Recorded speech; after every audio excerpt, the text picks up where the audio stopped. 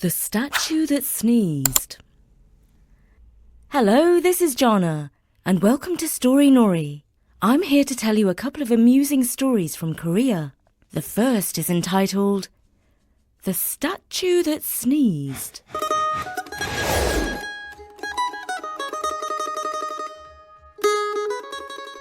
Mr. Kim was a man who in today's language we might call chilled. He liked to do nothing better than to sit out in his yard in the sun and play on his lute.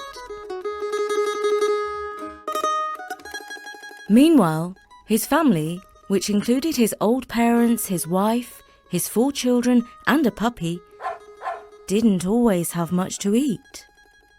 One day his wife said to him, "Get up, you lazy layabout, go and get something for us to eat."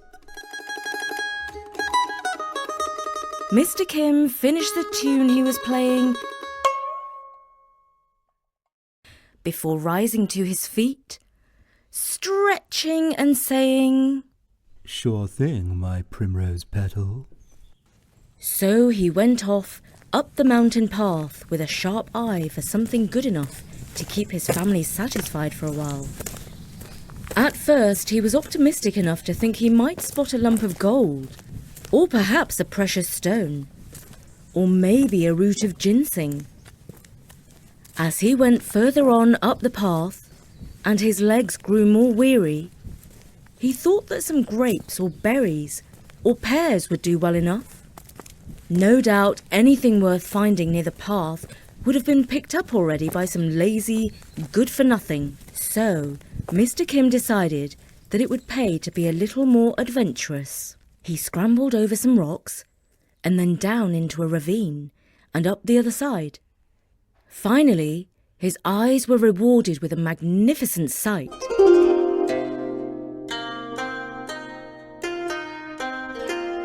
He came across the ruins of an old monastery. At the back, carved out of the rock, sat a colossal statue. Long ago, the monks had spent many years chipping away at the face of the mountain, smoothing its curves and surfaces, and forming the calm features and body of the Buddha. The monks had long ago gone away, and the statue was all but forgotten. Local people had heard of it, but few had seen it with their own eyes. It was truly huge. Mr. Kim calculated that 10 people could easily stand on its head.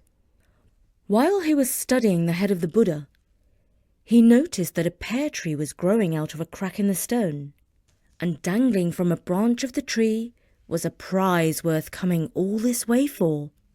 It was a giant fruit, larger than any he had seen before. In fact, it was as big as his own head. The statue was partly covered with vines that looked as strong as ropes. Mr. Kim grabbed hold of one and started to climb up the statue. With great effort, Mr. Kim clambered all the way up to the chin of the statue. Here he was in the shadow of a huge overhang of stone. It was the nose of the statue. At first, he thought that he would never be able to climb over it. Then he came up with an idea. If he couldn't go over it, he would climb through it. The nostrils were wide enough for him to climb inside. He hoped that once inside the skull of the statue, he could find a way out through an eye or an ear. He crouched with his back pushed against one side of the left nostril, his knees bent and his feet on the other side.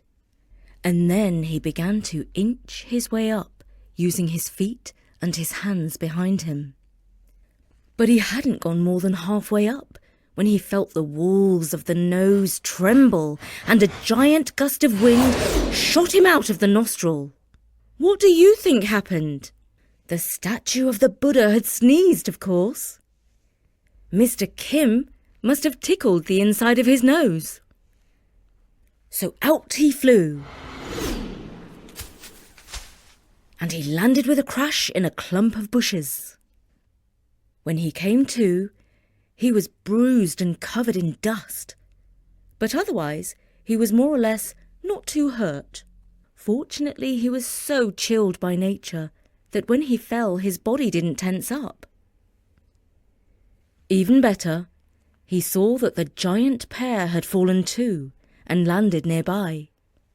The sneezing statue must have shaken it loose, and so he picked up the pear in his arms and carried his prize back down the mountain. It not only made a fine dessert for his family, but a great tale for him to tell too.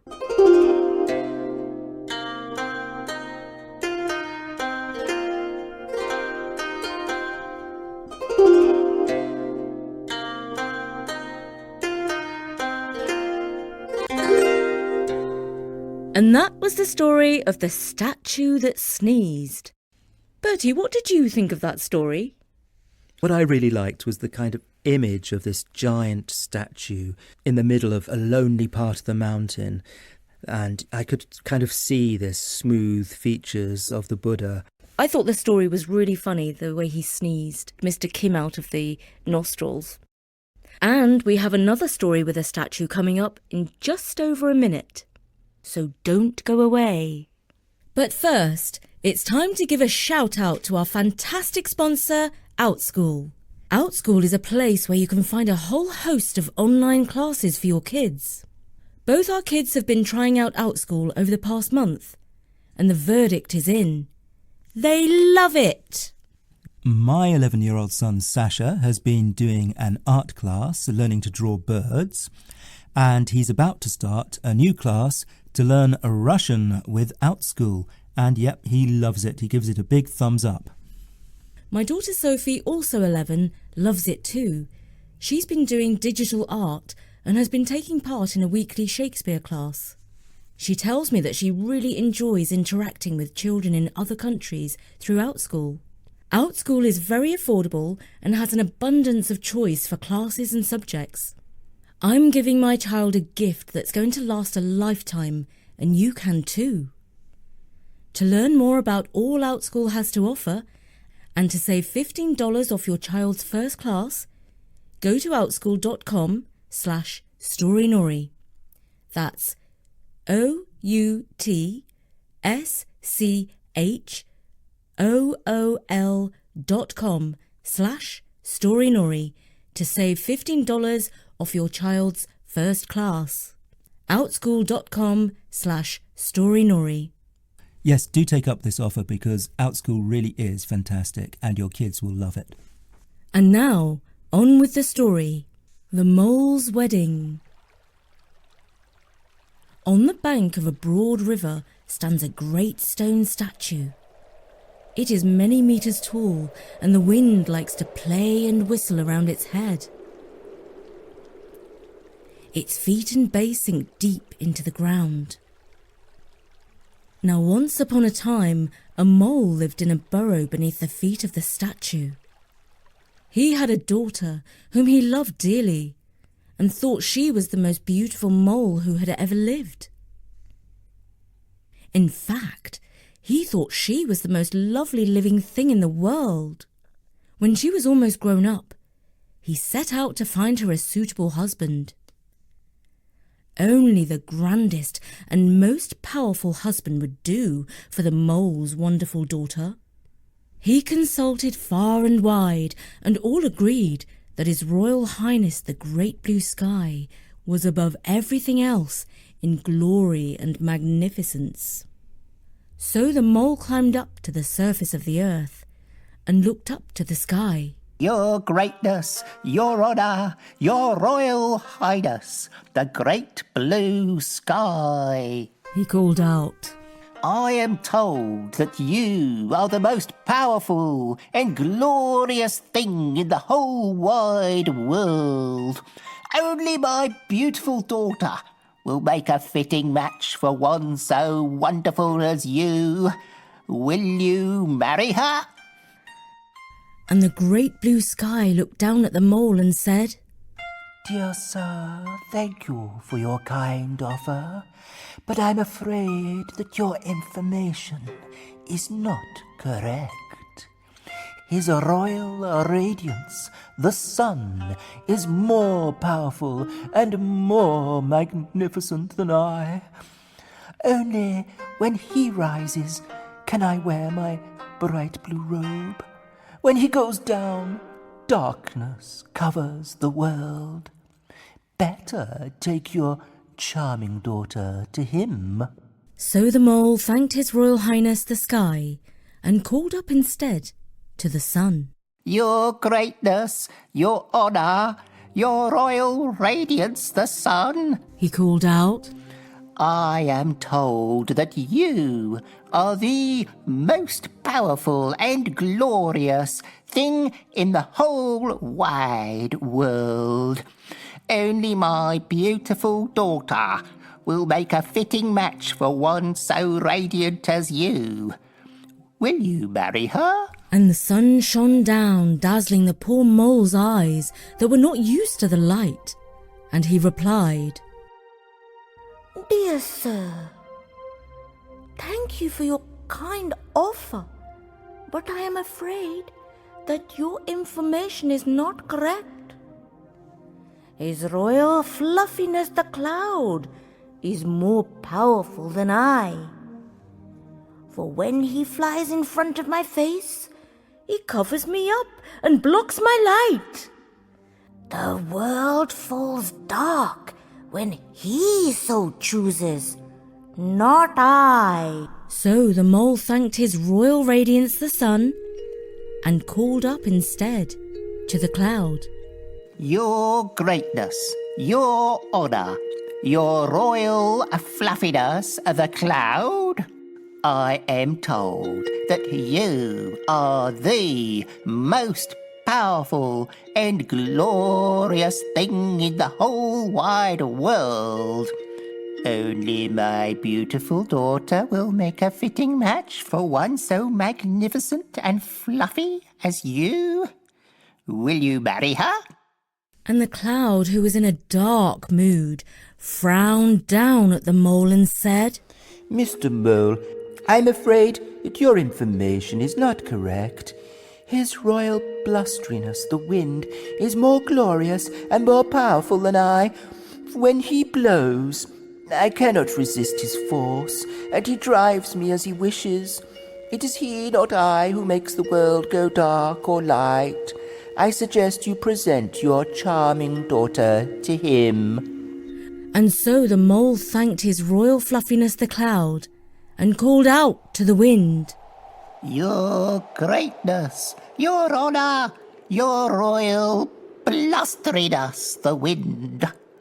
I am told that you are the most powerful and glorious thing in the whole wide world. And the wind huffed and puffed, making the mole's hair stand on end, before replying, Mr. Mole, I'm afraid your information is not correct. I am not the most powerful thing on earth. His royal stoniness, the statue, is more powerful than I. For although I whistle and play around him all day, my strength cannot budge him 1 inch.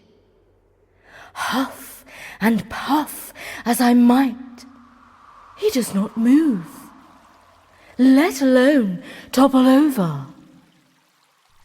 So the mole thanked his royal blusteriness the wind and spoke at last to the statue. Your greatness, your highness, your royal stoniness, the statue.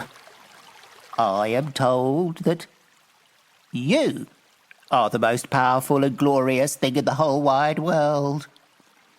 Only my beautiful daughter will make a fitting match for one so magnificent as you. Will you marry her? And the statue tilted his stone head and stared coldly down at the mole. Dear sir, thank you for your kind offer, but I'm afraid that your information is incorrect, for there is one more powerful than I. And would you be so gracious as to inform me, your royal stoniness, who that might be? Certainly, that person would be the mole, for he digs his burrows right under my feet. In doing so, he undermines me.